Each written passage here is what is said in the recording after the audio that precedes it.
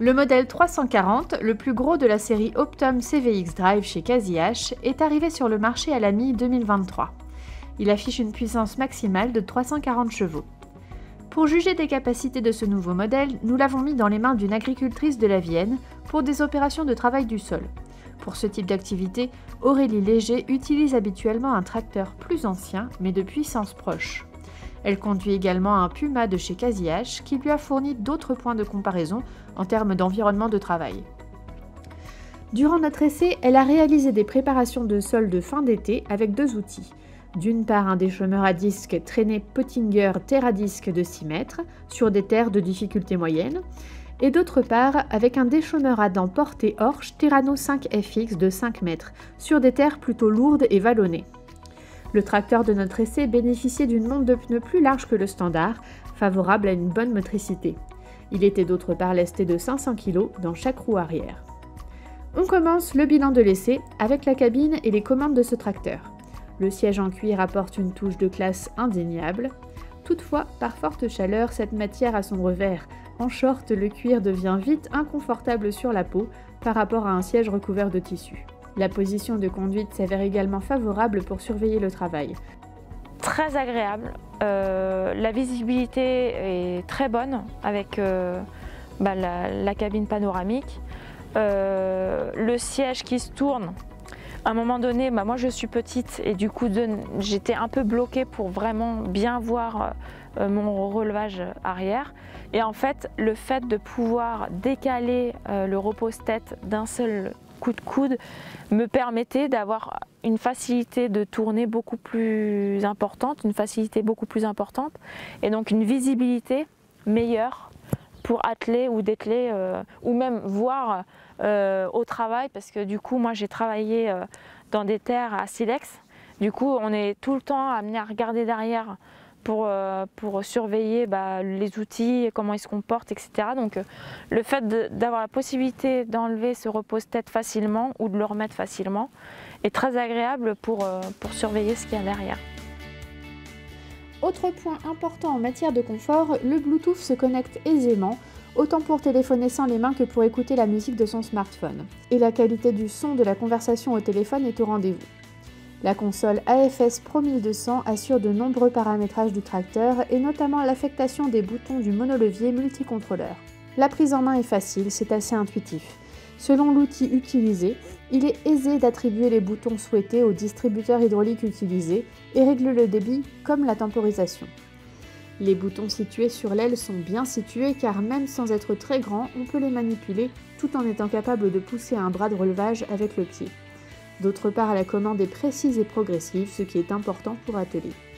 Sur le chapitre de l'hydraulique, Aurélie Léger a bien apprécié les leviers de décompression situés sur les prises. Plus besoin de tirer très fort pour débrancher les flexibles, c'est un gros défaut sur certains tracteurs. Très bonne idée d'avoir mis les prises de décompression qui aident à manipuler, soit l'enlever, soit à le mettre. Donc dans un sens, ça l'enlève, dans l'autre sens, ça l'aide à le mettre. Donc ça, faut y penser parce que dans d'autres, ça sert juste à l'enlever. Là, ça aide aussi à les mettre. J'ai plus de prises hydrauliques sur le Terradisc, donc là-dessus, ça se gère très bien. J'ai une tempo aussi à mettre sur le Terradisc pour le relevage en bout de ligne, parce que le Terradisc, on tourne sur les rouleaux derrière. Donc du coup, j'ai réussi à mettre la tempo très facilement. Une fois qu'on est dans l'onglet tracteur, c'est assez facile d'aller sur les onglets qu'on a besoin. Et du coup, après, on met la pression hydraulique qu'on veut dans chaque distributeur et la tempo ou non qu'on veut sur chaque distributeur. 5FX c'est importé, donc là j'ai eu besoin du 3e point hydraulique. Et là c'est pareil, de la cabine, j'ai mis le 3e point hydraulique sur les boutons que je voulais et ainsi de le mettre sur les boutons de l'aile arrière. Comme ça, pour l'atteler, je touchais juste sur les boutons de l'aile, je mettais au bon niveau pour atteler le 3e point et puis j'ai attelé très facilement mon Horsch. Au travail, l'Optum 340 CVX Drive a laissé une bonne impression. Il a assuré lors du travail avec le Terrano en terre lourde. Il fallait bien la masse d'1 tonne de vent, mais il a tiré l'outil en patinant assez peu, même en montée. Il a pu vraiment travailler et tirer, donc j'ai pu un peu le pousser, voir ce qu'il donnait. Il a très bien réagi, le taux de patinage a été poussé au max. Donc vu comment il était chaussé en pneus de 900 avec des masses de 500 kg par roue. Donc il était très bien chaussé, donc il y a un très bon équilibre entre l'avant et l'arrière. Il ne fallait pas ne pas mettre de masse dans les roues parce que sinon je pense qu'il y aurait eu beaucoup plus de mal à tirer et en adhérence. Donc en coteau vraiment, je l'ai monté jusqu'à une charge moteur de 100%. Et en taux de patinage, je suis montée à entre 12% max, je crois bien. Donc c'est très correct pour ce que j'ai fait en travaux de vraiment tirage avec le Horsch dans des coteaux, dans de l'argile. Donc c'était très correct en réponse. La transmission à variation continue et le moteur fonctionnent en bonne harmonie. Aurélie Léger l'a trouvée souple, très réactive et sans à-coups. Les déplacements sur la route se sont très bien passés. Malgré son gabarit et la présence de pneus larges, l'Optum braque bien. Et surtout, le volant se manipule sans effort. Il a une direction très légère, une bonne direction qui se comporte très bien, facile à utiliser. Du coup, comme il était monté, j'aurais pensé qu'il aurait eu du mal à tourner et pas du tout. Il a une très bonne direction, une très bonne maniabilité. Il prend la ligne très bien, mieux que mon Puma que j'ai actuellement. Le tableau global de ce tracteur se révèle finalement très favorable à l'issue de cette prise en main de quelques jours. Toutefois, il demeure certains détails qu'Aurélie Léger aurait aimé mieux conçus par le bureau d'études, d'abord en termes d'accessibilité. Le bouton de l'AD Blue est peu accessible, trop masqué par le garde-boue.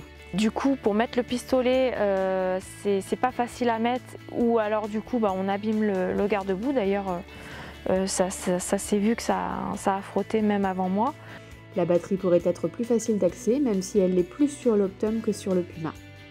Tous les embouts, tous les petits verrous métalliques à enlever, plus le plastique à enlever pour avoir accès à la batterie, je trouve que c'est un point négatif si on a besoin de la batterie. Évidemment, c'est pas tout le temps qu'on a besoin d'avoir accès à la batterie, mais c'est toujours le point négatif. Sous le capot, Aurélie Léger préfère les radiateurs qui s'ouvrent à la manière d'un livre. Ils sont, selon elle, plus faciles à souffler que ceux s'ouvrant vers le haut comme sur l'Optum. En cabine, peu de critiques, sauf l'ouverture du couvercle du compartiment réfrigéré, jugée un peu dure. La remarque suivante concerne la sécurité. En effet, il reste des espaces vides sous le système de dépollution. Ça fait un nid à déchets, donc de la paille, de la poussière qui peut s'accumuler dans son renfoncement plastique qui se trouve juste dessous le système de dépollution.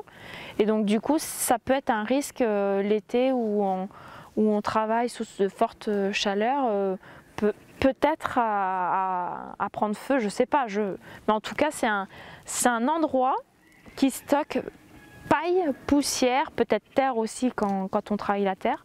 Mais en tout cas, c'est quelque chose qu'il faut se méfier, qu'il faut nettoyer très régulièrement pour éviter cette surchauffe qui se trouve juste en dessous du système de dépollution.